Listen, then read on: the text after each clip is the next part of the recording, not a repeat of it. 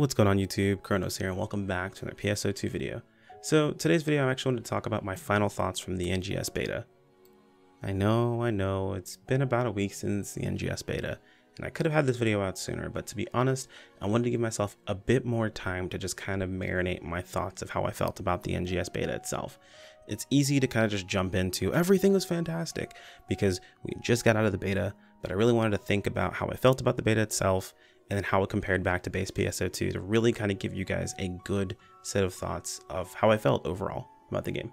Two things before I jump into my thoughts. First off, I do want to give a huge shout out to SEGA for giving us access to the beta, that way I could bring it to you guys. And of course the PSO2 team for supporting us during beta time. I know a lot of things were going all over the place, but you guys were super awesome. So huge shout out to you guys, and we look forward to the next beta and bringing more content to the viewers. So super awesome. And second, I do want to make sure you guys understand ahead of time that this is going to be an overview of my thoughts. I'm going to be very specific to not include exact mechanics from the beta. First off, because they're all subject to change, and second off, they're videos that are actually set for those. But primarily because I don't want to spoil people. And I know it's weird to think of it like spoiling someone, but there are some people out there that are looking to get a fresh start with PS2 NGS. They want a clean slate. They want to know very little about the game itself and want to get it all experience for the first time when they get their hands on it. And I respect that. As someone who didn't know a ton about NGS and jumped into the beta, it was super fun to have that sort of experience for the first time, and you really don't get to have that more than once. So I do want to provide that experience and let anyone else who wants to have that experience.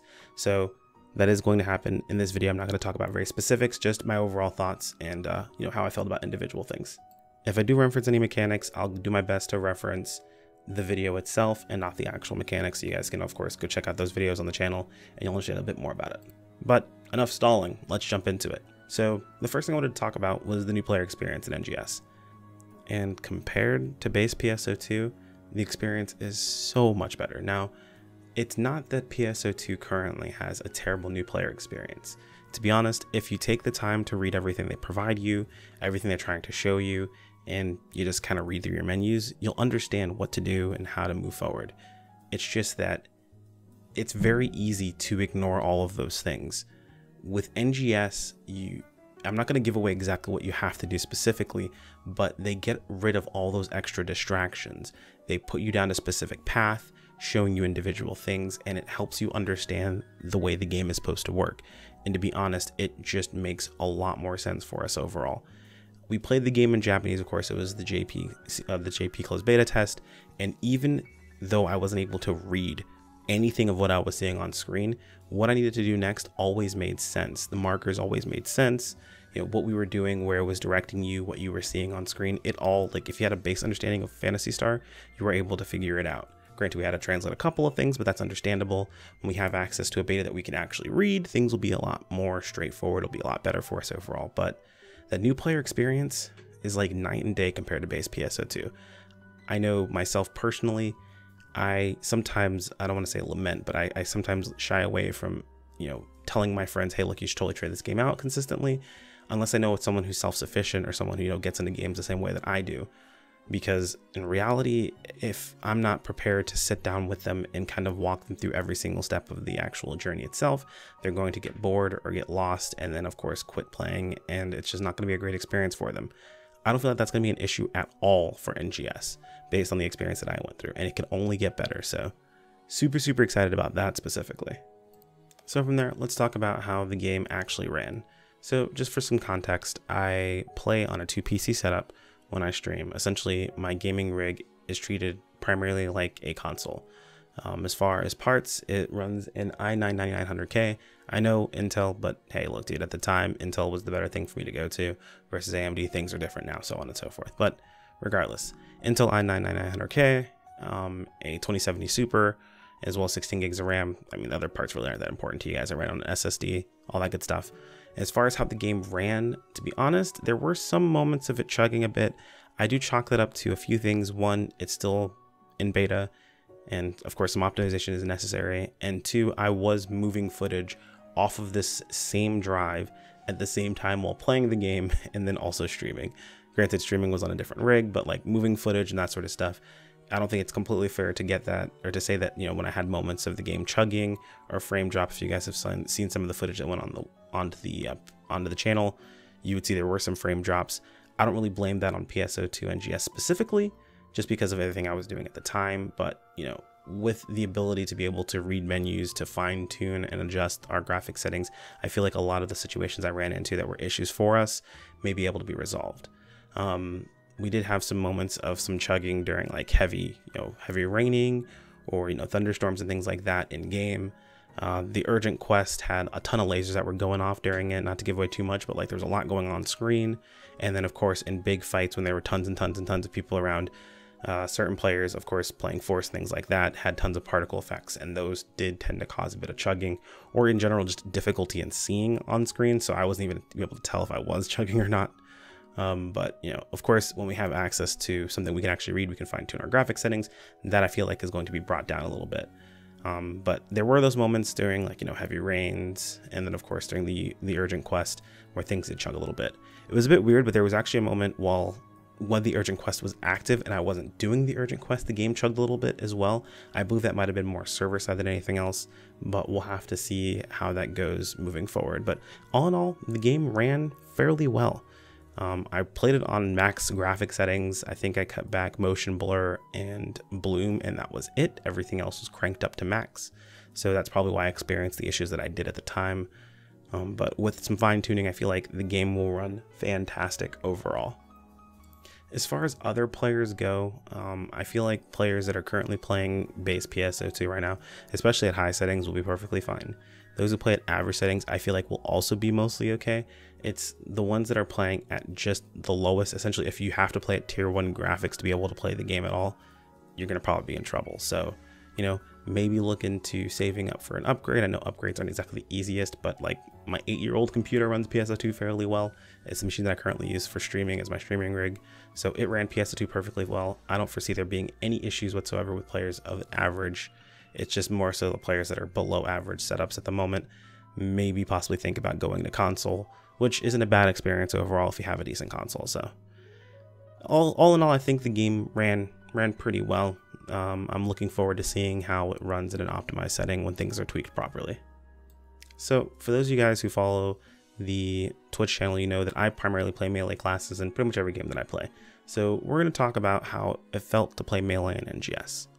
So first and foremost, I'm going to say that, oh my god, it was super fun playing melee overall in NGS, just from a baseline. There were some things that I'm, you know, a little bit particular about, but just as a baseline, playing melee was super fun. The one things that I will say were a bit annoying were there were some situations where certain attacks that have a bit of what they call, or I guess a lack thereof, animation canceling. Essentially, you were stuck in the animation until it completed, which does kind of suck. I know there were some other classes that had issues with that. And of course we offered feedback for that sort of thing here, so hopefully that's something that changes in the future. But some animation locking did kind of suck, though it did also create situations where you had to be aware of where you were in animations. I primarily played fighter and played a bit of hunter as well, so played knuckles and swords, since those are the only 2 weapons that were in for those classes. Keep in mind, I know the other weapons were announced, however they were not in closed beta test 2. They will hopefully be in the next closed beta test, so we'll have to see how that works out. But playing those 2 weapons, I have to say that didn't deal with too much animation locking. I was able to cancel out of most things. However, there were a few attacks where when you got to a certain point in animation, you were in it. You were stuck until it was finished. So you had to be careful about those abilities. But it did also create a situation where you had not really just spam abilities. You had to pay attention to what it was you were doing. Combat overall felt paced properly, at least for the classes that I played. I won't say it felt fast-paced, but you felt like you were a bit more methodical with what you were doing. It did definitely feel a bit slower than current PSO2, but I know one issue a lot of people were concerned about was there aren't any just attack circles. Well, to be perfectly honest, without just attack circles, I paid more attention to my animations than I ever have in PSO2 or in any Phantasy Star game, to be honest. Like it wasn't something that I looked at that closely. Animations really didn't matter too much to me. It was mostly that just attack circle. I knew I could press the next button as long as I caught that, no matter what the actual animation itself was.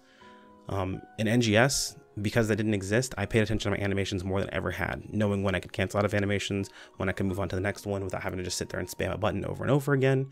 It was pretty awesome, to be honest, and I felt pretty good too. I felt like I was playing more methodically, like I had more of a head in what I was doing itself.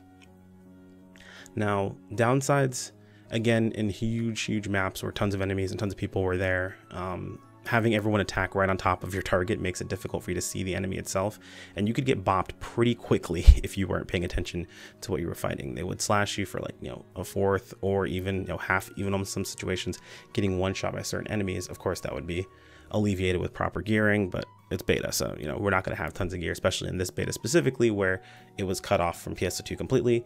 You had a brand new character, you had to start off from fresh, nothing extra, and it was easy to get absolutely mollywopped. So it was difficult playing melee in those situations itself, but no, of course, in smaller areas, less enemies, less people, it wasn't too difficult at all to see what was going on. So hopefully we'll be able to adjust all those animations, other players' animations, to not play right on top of us, so we'll be able to see what's going on. The enemies, when they were designed, or the enemies we fought in melee, it felt like you were just kind of in the action hardcore. You had to, you know, put in a lot of work, but, you know, there was a lot of reward out of it.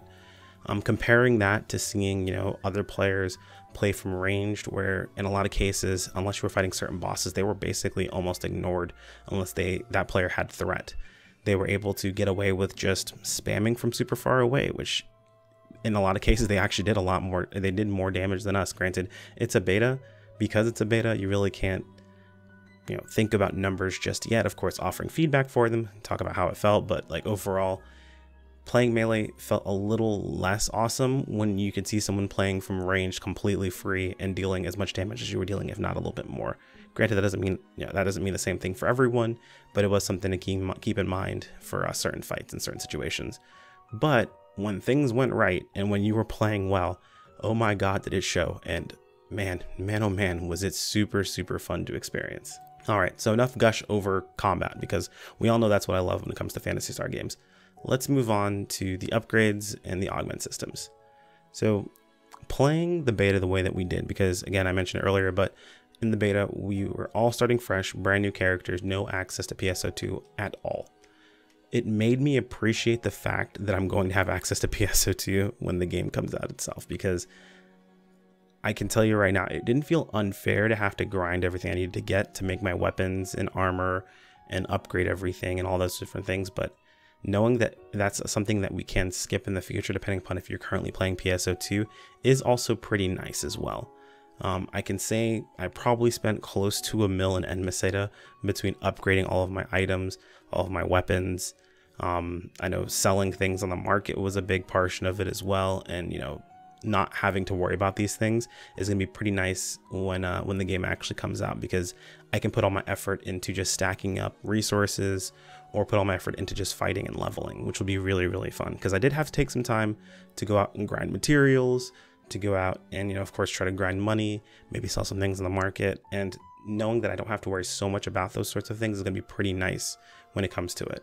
It didn't feel unfair, but it did feel like something that took time, and it makes me appreciate the fact that we're going to be connected to PSO2 itself, if that makes sense. Not to give away what the augment system is like, but it is leagues better than PSO2 base game in my opinion right now, like by far. It sounds like they listened to a lot of players said when it came to the augment system, and I will try to leave a link in the video description if I remember to do so. If not, you know, feel free to yell at me, but I'll leave a link to my video going over the new augment system. And man, if you're someone who looked at augmenting in base PS2 and was like, I never want to do that, look at it again in NGS. I feel like you will be so much happier with the system itself overall. Just the sheer difference in the penalty to the player makes all the difference in the world. It's really nice. So I won't go into too far, but you know, I had a big 10 out of 10 when it came to the augment system. I'm super happy to see where that goes. And the best part about it is it looks like, from the basis of what we currently have right now, the possibility of having the same complexity as the current augmentation system in PSO2 without penalizing the player so hard is completely there. And that's what makes me most excited of all. So to wrap things up, I actually am going to put together two of my final points that I have listed here for myself. Connection to base PSO2, I kind of talked about a little bit earlier, but again, it feels really great to know that the connection to base PSO2 isn't totally wasted. Playing the game right now is actually going to be helpful for us in the future when it comes to NGS, and I could feel that from starting off at scratch. Knowing they'll have access to certain things from base PS2 will make things a little bit easier for me. It's, you know, it's kind of funny to mention this, but fashion was a big part of that process as well for me. I did spend some time in the salon messing around with my character a bunch, trying to find that outfit that I was like, all right, I'm cool with the way this looks. I'll enjoy this moving on, and then swapping again and then swapping again. And thinking back, man, if I had my character from base PSO2 right now, I'd be good to go. I don't even care. I'd be super happy with what I have, and maybe mess around with stuff a little bit later. Just that little bit alone was actually pretty cool. So I know it's not a huge deal for a lot of people, but it's something that, you know, it was something that was important to me at the time. Of course, everyone knows you lose damage if you don't look good in PSO2. Having good fashion means you have a damage bonus. Let's be for real here. You know, all jokes aside, it was super cool. Or it's something that I appreciate now after playing from scratch. Now, I also wanted to talk about what the current NGS beta felt like and what it means like for the future of the game and what it could mean for the future of base PSO2. So I get asked this question a lot. What do I think is going to happen to base PSO2 once NGS comes out? What are they going to be doing? You know, are they still going to be releasing content, so on and so forth? Personally, I feel like they're going to probably be doing like throwback content, maybe upping the scale of old content that, you know, it isn't currently up to the same tier as current content, just for fun, for people to go back and play every once in a while and to enjoy. Maybe do things like events, throwback events, and then like seasonal events and things like that for you to go back and hang out and check out.